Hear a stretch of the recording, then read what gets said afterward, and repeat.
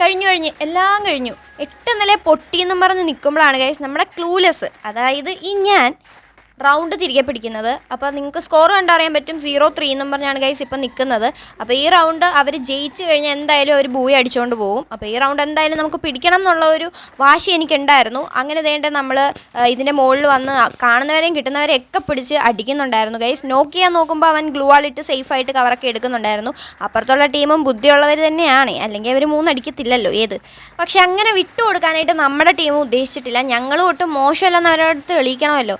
അതുകൊണ്ട് കാണുന്നവരെയും കിട്ടുന്നവരെയൊക്കെ പിടിച്ച് അടിച്ച് 2 പേരെ നമ്മൾ നോക്ക് ചെയ്തിട്ടുണ്ട്. പിന്നെ വേഗം തന്നെ അതങ്ങ് ഫിനിഷും ചെയ്തു. ഒരാളെ ഫിനിഷ് ചെയ്യാൻ പറ്റുള്ളൂ, ഒരാളവിടെ താഴത്തോട്ട് പോയി, അതാണ് നമുക്ക് ഫിനിഷ് ചെയ്യാൻ പറ്റില്ല. പക്ഷേ എന്തായാലും ഇനി റിവൈവ് ചെയ്യാനായിട്ടുള്ള ചാൻസ് കുറവാണ്.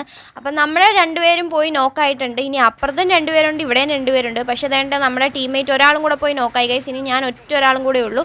അങ്ങനെ അടിച്ച് കുത്തിപ്പിടിച്ച് നമ്മൾ ഒരുത്തനെ കൂടെ നോക്ക് ചെയ്തിട്ടുണ്ട്. അത് കഴിഞ്ഞ് അവനെ ഫിനിഷ് ചെയ്യാനൊന്നും ഞാൻ നിന്നില്ല, കാരണം റിവൈവ് ചെയ്യാൻ ചാൻസ് ഇല്ല എന്നുള്ള വിശ്വാസത്തിൽ ഞാനിങ്ങനെ ഇരിക്കുമായിരുന്നു. ഇനി അതല്ലെങ്കിൽ തന്നെ അവൻ റിവൈവ് ചെയ്യാൻ വരുമ്പോഴത്തേക്കും അവനെ ഫിനിഷ് ചെയ്യാമെന്നായിരുന്നു എൻ്റെ പ്ലാൻ.